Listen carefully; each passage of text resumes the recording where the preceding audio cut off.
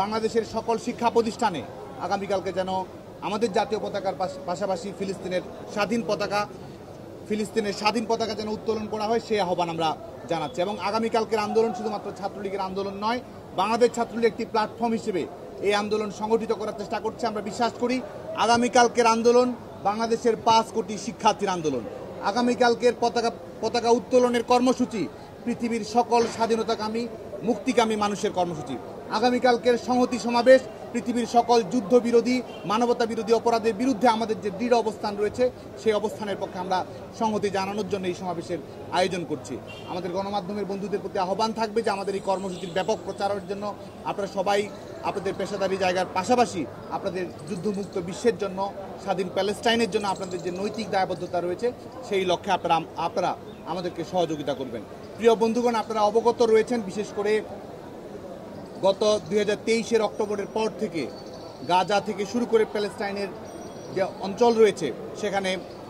কীরকম নারকীয় আগ্রাসন, যুদ্ধবিগ্রহ পরিচালনা করা হচ্ছে। হসপিটাল, স্কুল কোনো কিছুই নিস্তার পাচ্ছে না এবং সাধারণ মানুষের উপর নির্বিচার নির্মম হত্যাযজ্ঞের মাধ্যমে সেখানে আমরা মনে করি একজন উপনিবেশবাদী আগ্রাসন পরিচালনা করা হচ্ছে। এবং এই ধরনের কর্মকাণ্ডের বিরুদ্ধে যেমন আমরা প্রতিবাদ জানাই এবং সেই প্রতিবাদের বিরুদ্ধেই কিন্তু আপনারা জানেন যে পৃথিবীর প্রত্যেকটি বিশ্ববিদ্যালয়ের শিক্ষার্থীরা আজকে ফুঁসে উঠেছে। বিশেষ করে আমাদের 2024 সাল এই বর্তমান চলতি বছরেই 17 এপ্রিল থেকে আপনারা জানেন যে নিউ ইয়র্কের কলম্বিয়া বিশ্ববিদ্যালয়ে এই যুদ্ধবিরোধী আন্দোলন নতুন করে আবার সূচনা হয়। যেই কলম্বিয়া বিশ্ববিদ্যালয়ে আপনারা জানেন যে ভিয়েতনাম যুদ্ধের সময়ে যুদ্ধবিরোধী আন্দোলনের সূচনা করেছিল, সেই কলম্বিয়া বিশ্ববিদ্যালয়ে আবারও বিশেষ করে এই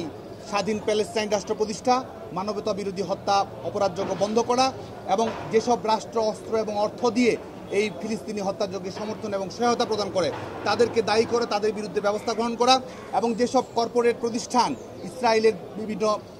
বিশেষ করে তাদের যে সামরিক আগ্রাসনে ভূমিকা পালন করে তাদের স্পন্সরশিপ বাতিল করা, অনুদান না নেওয়ার সিদ্ধান্ত গ্রহণ করে কলম্বিয়া বিশ্ববিদ্যালয় থেকে শুরু করে পরবর্তীতে যে আন্দোলন মার্কিন যুক্তরাষ্ট্রের 150 অধিক বিশ্ববিদ্যালয়ে ছড়িয়ে পড়ে, পরবর্তীতে ইউরোপের প্রত্যেকটি বিশ্ববিদ্যালয়ে যে আন্দোলন ছড়িয়ে পড়ে, আমরা সেই আন্দোলনের শিক্ষার্থীদের প্রতি আমরা সংহতি জানাই। এবং আমরা একই সঙ্গে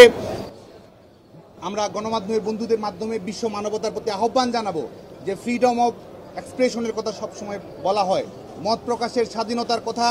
যারা সবসময়ই বলে, গণতান্ত্রিক স্বাধীনতার কথা, অ্যাসেম্বলি করার স্বাধীনতার কথা, একাডেমিক ফ্রিডমের কথা যারা বলে, আজকে আমরা দেখতে পাই যে সেই গণতন্ত্রের মোড়লদের মুখোশ উন্মোচিত হয়েছে যখন 2,500-এর অধিক শিক্ষার্থীকে গ্রেপ্তার করা হয়েছে, শিক্ষকদের পাঁজরের হাড় ভেঙে দেওয়ার মতো নির্মম ঘটনা যখন সংঘটিত হয়েছে এবং শুধুমাত্র নিজের রাজনৈতিক মতামত প্রকাশ করার জন্য আজকে বিশ্ববিদ্যালয়ের অসংখ্য শিক্ষার্থী সাসপেনশনের শিকার হচ্ছে। আজকে আমরা আহ্বান জানাবো, আজকে বিশেষ করে মার্কিন যুক্তরাষ্ট্রের চলমান ছাত্র আন্দোলনে যেসব শিক্ষার্থীকে গ্রেপ্তার করা হয়েছে অনতিবিলম্বে তাদের জন্য মুক্তি প্রদান করা হয়। যেসব শিক্ষার্থীকে একাডেমিক প্রতিষ্ঠান থেকে তাদেরকে বহিষ্কার করা হয়েছে তাদের সাসপেনশন যেন প্রত্যাহার করা হয়। এবং মার্কিন যুক্তরাষ্ট্রের শিক্ষার্থীরা, ইউরোপের শিক্ষার্থীরা যে বিষয়গুলো সবচেয়ে জোরালোভাবে উপস্থাপন করেছে, যেসব বিশেষ করে অস্ত্র নির্মাণকারী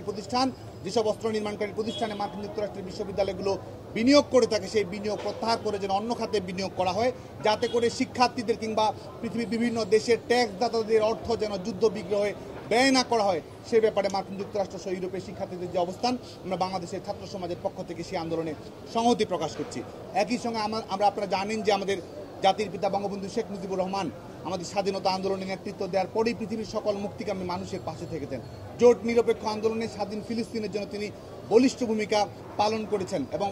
প্যালেস্টাইন লিবারেশন অর্গানাইজেশন থেকে শুরু করে অপরাপর সংগঠনগুলোর নেতৃবৃন্দের সঙ্গে জাতির পিতা বঙ্গবন্ধু শেখ মুজিবুর রহমানের যে মানবিক রাজনৈতিক সৌজন্যমূলক সম্পর্ক, এটি পৃথিবীর মুক্তিকামী মানুষের জন্য অনুপ্রেরণার। তার হাত ধরেই মাননীয় প্রধানমন্ত্রী বঙ্গবন্ধু কন্যা দেশরত্ন শেখ হাসিনা আপনারা জানেন যে বৈশ্বিক প্ল্যাটফর্মে ফিলিস্তিনের বিষয়টিকে কিভাবে সামনের দিকে নিয়ে এসেছেন। পৃথিবীর কোনো প্রধানমন্ত্রী কিংবা রাষ্ট্রপতি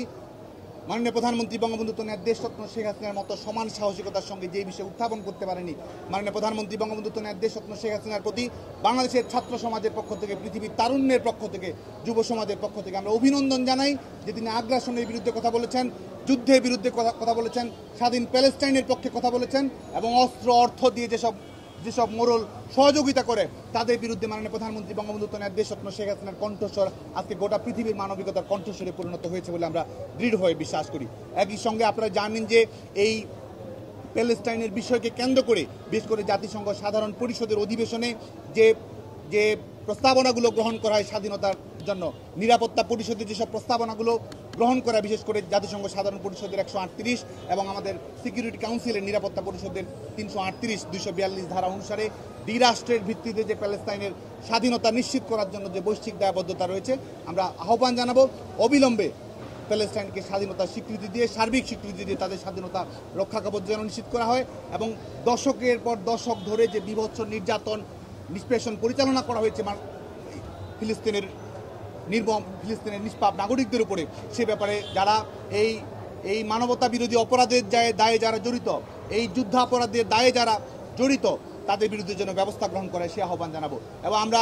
অত্যন্ত আনন্দের সঙ্গে জানাচ্ছি যে মার্কিন যুক্তরাষ্ট্রের এই আন্দোলনে, ইউরোপের এই আন্দোলনে আজকে ধর্ম, বর্ণ, জাতিভেদ সকল কিছুর ঊর্ধ্বে উঠে স্বাধীনতার জন্য, মুক্তির জন্য আজকে পৃথিবীর সকল তারুণ্য আজকে একত্রিত হয়েছে। সেখানে যেমন জাস্টিস ফর পিস বিভিন্ন ছাত্র সংগঠন যেমন সমন্বিত হয়েছে, একই সঙ্গে বিভিন্ন ইহুদি ছাত্র সংগঠন যারা স্বাধীন ফিলিস্তিনের জন্য তারা তাদের কথা বলেছে, ন্যায্যতার পক্ষে কথা বলেছে, ন্যায়ের পক্ষে কথা বলেছে। আমরা মনে করি যে আজকে গোটা পৃথিবীতে এই যে তারুণ্যের উন্মাদনা তৈরি হয়েছে, সত্য, সুন্দর, ন্যায় এবং স্বাধীনতার পক্ষে যে জোরালো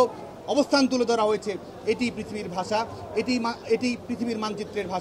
ভাষা, বর্ণ, ধর্মের ঊর্ধ্বে উঠে পৃথিবীর এই তারুণ্যের ভাষায় আগামী দিনে আমরা মনে করি যে আমাদের প্যালেস্টাইনের যে স্বাধীনতার আন্দোলন, এই আন্দোলনকে সফল করবে এবং অনতিবিলম্বে আমরা স্বাধীন প্যালেস্টাইনের জন্য আমাদের যে স্বপ্ন রয়েছে, যুদ্ধমুক্ত বিশ্বের জন্য যে আমাদের যে স্বপ্ন রয়েছে, নিগ্রহমুক্ত বিশ্বের জন্য যে আমাদের স্বপ্ন রয়েছে, বৈষম্যমুক্ত মানবিক বিশ্বের জন্য যে আমাদের লড়াই রয়েছে, সেই লড়াই খুব অল্প সময়ের মধ্যেই সফলতার মুখ দেখবে বলে আমরা দৃঢ়ভাবে বিশ্বাস করি। আজকে এই মিট দ্য প্রেসের মাধ্যমে আবারও আমরা আহ্বান জানাচ্ছি আগামীকালকে। আপনারা জানেন যে 2 মার্চ 1971 বাংলাদেশ ছাত্রলীগ আমাদের এই কলা ভবনের সামনে বটতলায় বাংলাদেশের পতাকা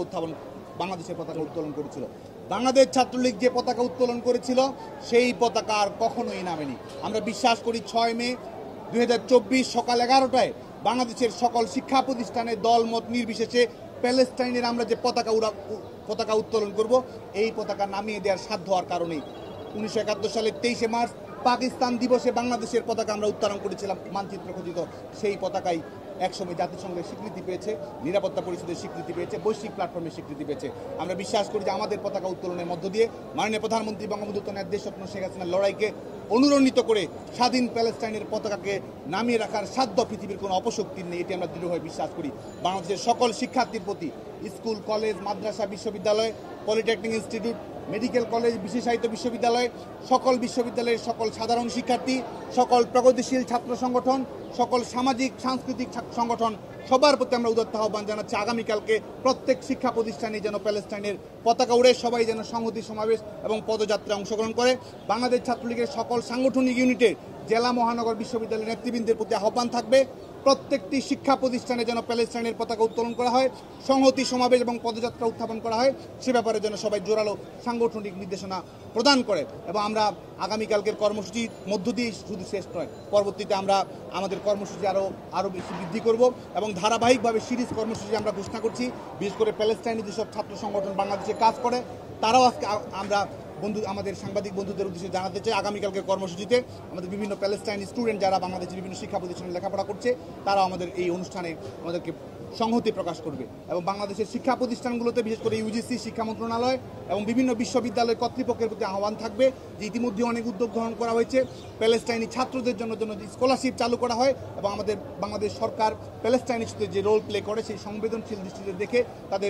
তাদের শিক্ষা ব্যবস্থা যেন নির্বিঘ্ন রাখা হয়, সেই ব্যাপারে যেন জোরালো পদক্ষেপ গ্রহণ করা হয়, সেই আহ্বান আমরা রাখছি। যুদ্ধে বিনিয়োগ না করে শিক্ষায় বিনিয়োগ করার আহ্বান জানাই। অস্ত্র নির্মাণ তৈরি না করে নতুন নতুন স্কুল তৈরি করার জন্য আমরা আহ্বান জানাই এবং এটির মধ্য দিয়ে জাতির পিতা বঙ্গবন্ধু শেখ মুজিবুর রহমান যে স্বপ্ন দেখেছেন একটি মানবিক বৈষম্যহীন পৃথিবীর, সেই পৃথিবীর যেন বাংলাদেশ ছাত্রলীগ আগামীতেও তার লড়াই সংগ্রাম অব্যাহত রাখবে, এই আশাবাদ রেখে আগামীকালকের কর্মসূচি সুন্দর, সফল এবং সাফল্যমণ্ডিত করার জন্য গণমাধ্যমের বন্ধুদের প্রতি আহ্বান জানিয়ে আমাদের এই মিট দ্য প্রেসের অনুষ্ঠান সূচি শেষ করছি। সবাইকে ধন্যবাদ। জয় বাংলা, জয় বঙ্গবন্ধু, জয় ফিলিস্তিন।